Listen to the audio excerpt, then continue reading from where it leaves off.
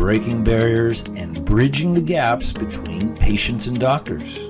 Welcome to Brainstorming with the Docs and your co-hosts, Dr. Glenn Harrison and Dr. Kolby Condos. All right, everyone. Welcome back to this week's episode of Brainstorming with the Docs. I'm Dr. Kolby Condos, my co-host and good friend, Dr. Glenn Harrison. What's up, bud? Hey, bud. I'm looking forward to this one. I'm looking forward to most of our podcasts, but I think this is a little bit more fun. Yeah.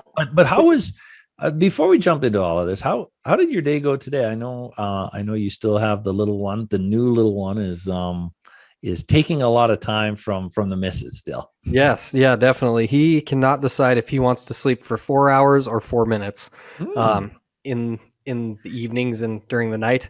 So needless to say, it's been a couple of sleepless nights at the Condos household, but that's okay. I just remind myself that my daughter did it too, and he'll grow out of it eventually. That's right. Yeah. So you can just kind of reflect back and then see the light at the end of the tunnel in the future. Yeah. I'll probably miss it someday. I just sure don't right now. Yeah. I'm sure my wife doesn't. So regarding to what we're talking about today. Yes. Yeah. This is a big one. I mean, this is part of what we're talking about today is actually a question that we get asked quite a bit. And it's not necessarily about patients' individual health, but it's how we practice healthy lifestyles within our lives. So if this is your first time listening or watching and you find value in this, make sure you hit like and subscribe, turn on notifications, because we're going to keep rolling this stuff out each and every week. And you never know, you might find some value in this one and the ones to come in the future. So today we are going to be talking about, and this is by no means comprehensive, but this is just the top 5 off of the top of our head when we were talking about this, our top 5 daily habits that help us to maintain a healthy lifestyle and to improve our health. Mm-hmm. So, yes. And these are things that anyone can do. These are things I always get questions about this, and I get patients that they look at me because I'm preaching health to them all the time and strategy, just like you are. And I was doing actually the same computer that I'm on right now. And I was doing video conferences. And this patient was telling me, they said, Dr. Harrison, I can never remember to take my supplements. And I said, well, do what I do. So, what is that? They think it's some magical thing, or they thought I'm superhuman that I don't screw up too. And I'm like, I take 2 shooter cups and I fill them with my vitamins and have my morning and my afternoon. The first thing that this patient said was like, you have shooter cups in your house? I thought that was funny. I was like, for medicinal purposes. Yeah, just for vitamins, of course. But yeah. So I guess I'm going to pick on you, Dr. Kolby. We're going to rattle through this. What is? I'll get you to start off. What would you say your top 5 are, starting with number 1, and why? If you can explain why these are important to you. Yeah. So my number 1 thing that I do each and every week is I practice intermittent fasting 3 days a week, where I will go at least 18 to 20 hours without ingesting any calories. I just really have water, sometimes coffee in there. And the reason I do this, and we actually did a podcast on intermittent fasting. So if you have questions on that, you can go back and listen to that as well.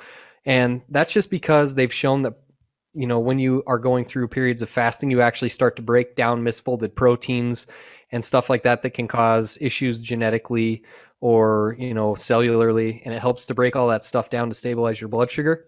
Mm-hmm. So it's a way that you can kind of expedite the restorative and reparative processes of sleeping, because you're just not eating and you just extend it a little bit.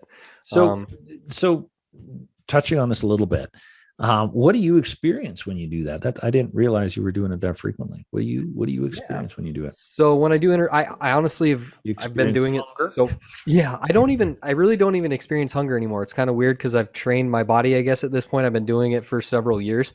I don't always do it 3 times a week, but I always try to go Monday, Wednesday, Fridays and just do it. And honestly, I'm so busy at work and with kids and everything, I don't really notice that I haven't eaten. I don't notice an energy drop off, and actually it really helps me to control like things that I can control just through dietary things. So yeah, I feel like I'm more prepared because I don't have to like rush to eat in the morning.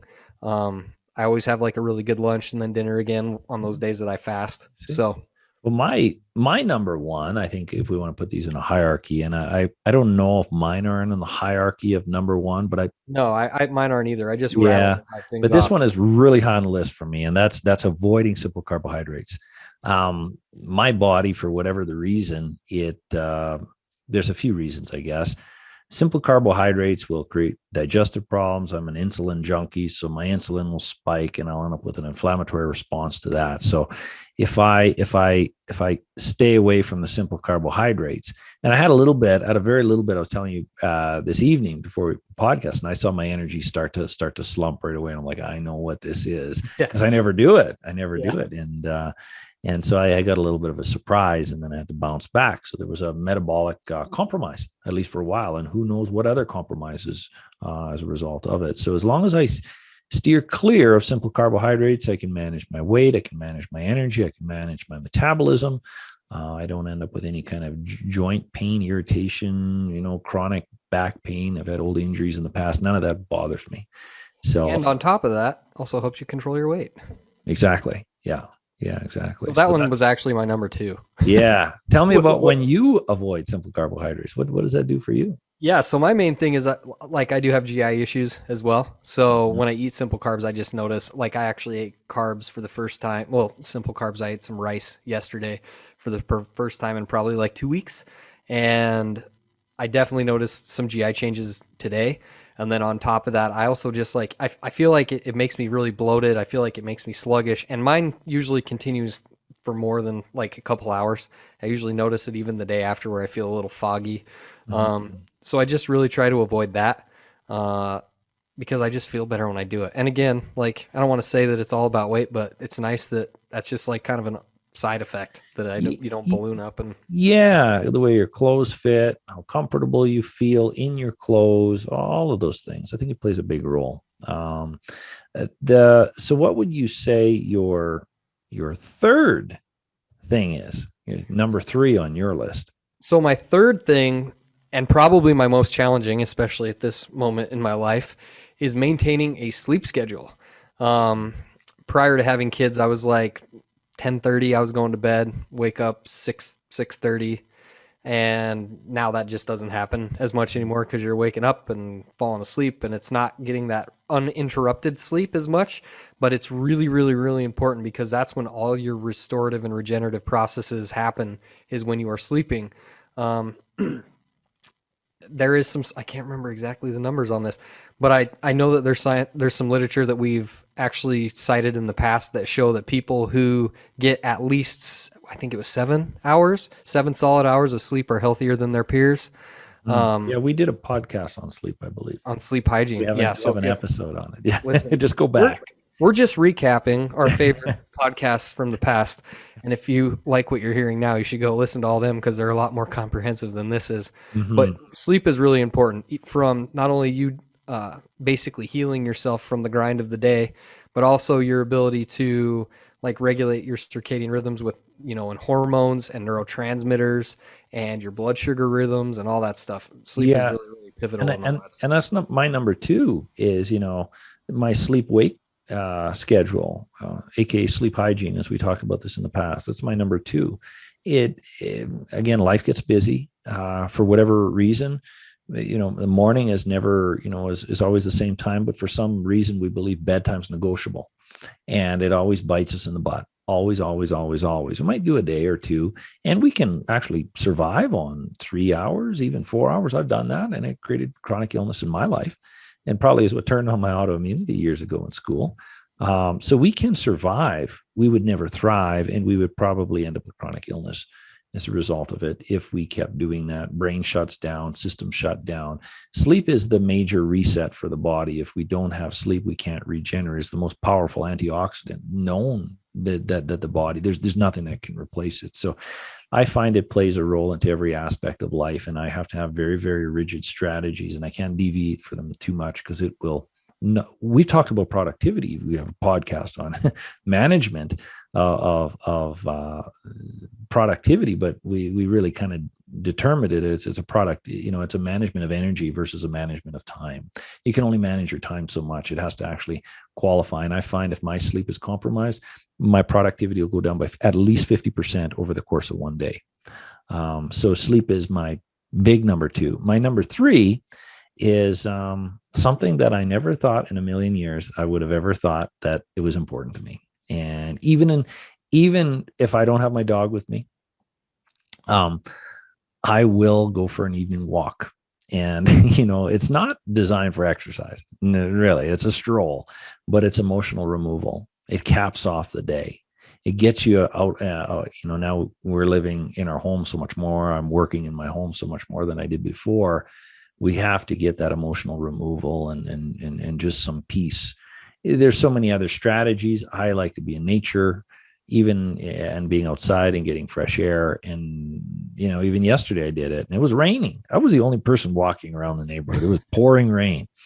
And in Colorado, we don't get that too often. It's usually always sunny. I was the only one out there, and I know there's probably people laughing, but I tell you, I put on my rain gear. I was smiling, and I was always so grateful by the time I got home. So It's a really good way to decompress in the evenings, huh? It is. It doesn't cost anything. And you will always feel better. You'll never go for a walk and say, damn, I should have never did that. That just ruined my day. Ever. You'll always, if you're walking with your dog, you'll always look at your dog and say, thanks for that. And then they'll still nod their head and they'll say, well, thank you, human. No, but there's never anything wrong. And literally even a 15-minute walk. My walks in the evenings are probably the most 30 minutes. It's probably usually less than that. So that's my number 3. Now, what is your number 4? So my number 4 is also something that has been a little bit challenging recently. And that is my time management. And that's balancing, especially lately, it's balancing my work and home life. Mm-hmm. Because I feel like if I am taking away from one, not only do I feel guilty about doing that, but I'm also not, when I'm there, I'm not fully there. So when I stay at work a little bit later to complete some patient notes or send referrals or whatever I'm doing, then I'm not really as present as I should be. And when I'm at home and I feel like I should be at work doing what I just talked about, then I also feel a little bit removed from what I'm doing because I'm stressing about, okay, I got to get this and this and this done. So finding that work-life balance and managing my time efficiently so that when I leave work at work, and when I'm at home, I'm present, I'm with my family and my kids. So finding that nice balance is something that's really important to my health for sure. Because if I don't not doing that, if I'm not managing my time well, if I'm all over the place, I'm just stressed and I don't sleep well, and then it just cascades into a bunch of negative stuff. So yeah, one thing leads into another, which leads into another, and again, that's part of the reason why my evening walk and I do sleep better. It facilitates all the other aspects of my life, and it definitely, I know you as well as me. We didn't just wing this list. These are like some core pieces to our existence and our success or our health regimen, and they're not that intense, I would say. My number 4 is something that I again thought was absolutely crazy. And if I look back, 15 years ago, and then thought this was going to be an important thing for me, and that is trying to set up my morning routine in a way that is inspirational and motivational. And I really got into quite a few years ago. It actually kind of pulled me out of negativity, and it was, planting something in my mind that was positive early in the morning, when you wake up and you're not in a frantic rush and thinking about your work and XYZ and things to do. But that's a very fragile time where our minds are very vulnerable, and it's like it's like a blank canvas, and we can put anything in it, good or bad. And again, I thought this was absolutely ridiculous till I learned more and more about it. So almost every morning, at least 15 minutes of some kind of motivational content, whether it's YouTube or a podcast or something positive that will change me. And if I can change my morning, it changes my whole day.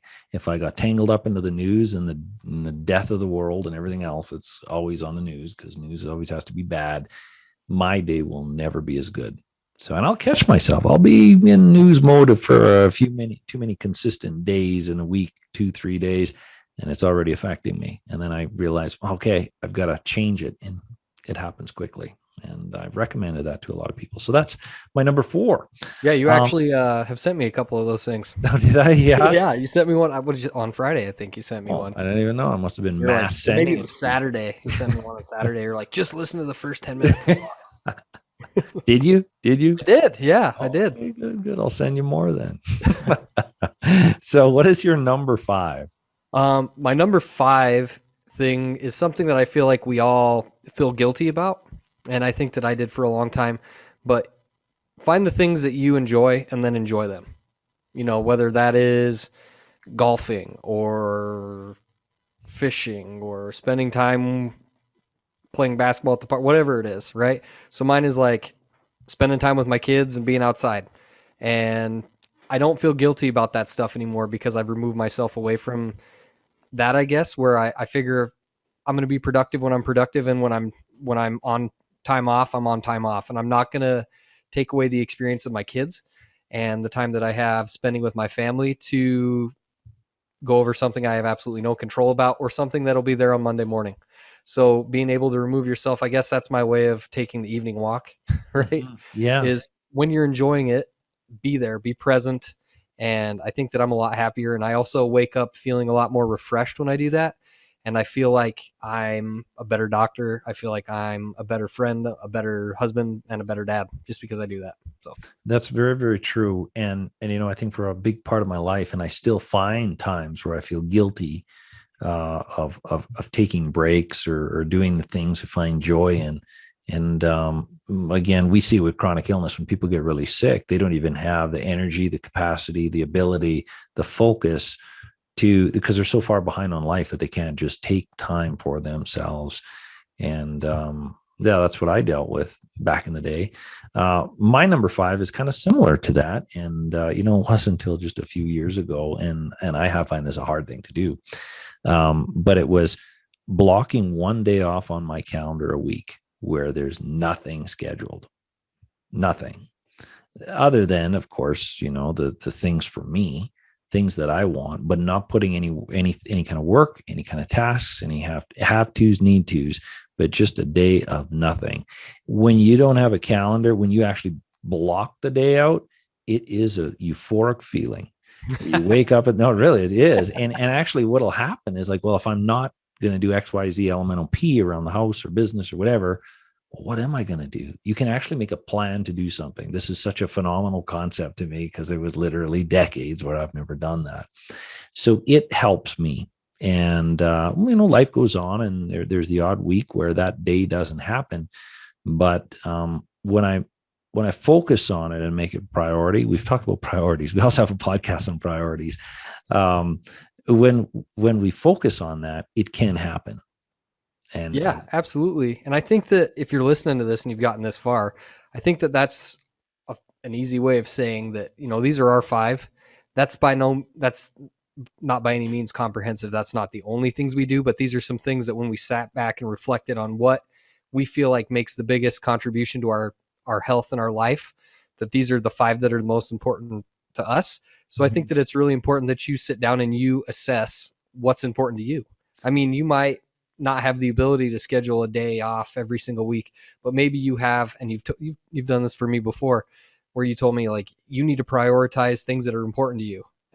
Because I think that a lot of times we take those things for granted, and we see so much chronic health issues that when you see someone who can't do the things that they want to do anymore, you realize how, finite the amount of time we have is, and you might as well enjoy it.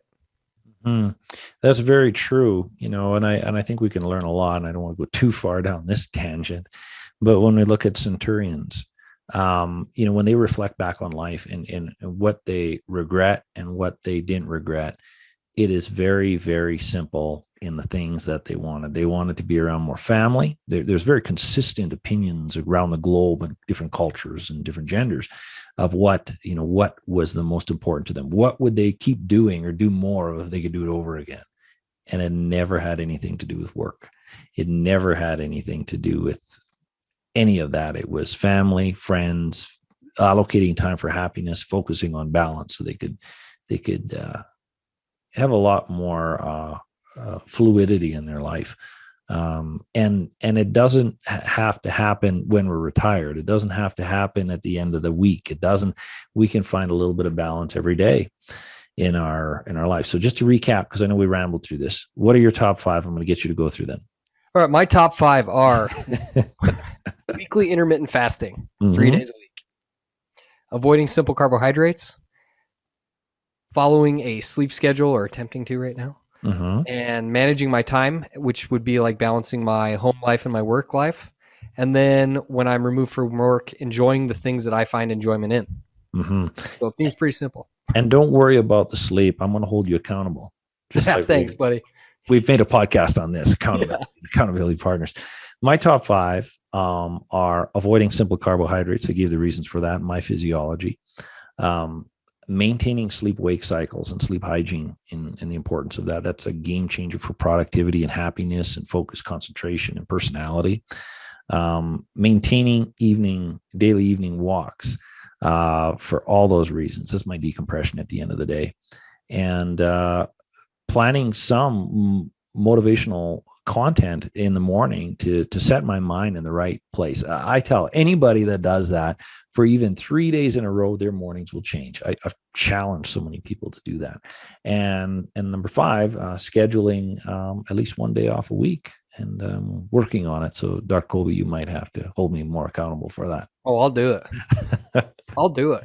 So I think if anybody's listening to this and they're like, what are these top fives? It's just us and what we've learned in our health and our lives. Don't think of as life is different than health.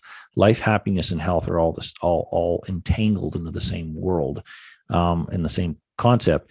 But maybe if you're listening to this, take a pen and what are five things that you're going to commit to for 1 month, just 1 month. And there's probably a few things, if you're listening to this already, you know what makes you feel good. And they don't have to be grand. They just have to be consistent. That's right. That's right. Yeah. Consistency is key, right? Mm-hmm. So if you guys got value out of this and you liked this style of podcast, you liked, what we do or whatever, let us know. You can get a hold of us. Our email for the podcast is info@brainstormingwiththedocs.com. You can get a hold of Dr. Glenn on his website. His is www.drgharrison.com. He's got tons of information on there. Great resource for a lot of you guys. And then my website is www.northlakeschiropractic.com. And again, hit like and subscribe, turn on notifications because we're going to keep rolling out content every week. And hopefully we roll out something that's valuable to you. So till next time, my man. All right, Dr. Kolby, I look forward to it. And I'm going to hold you accountable on your sleep. All right, buddy. Sounds good. Bye-bye.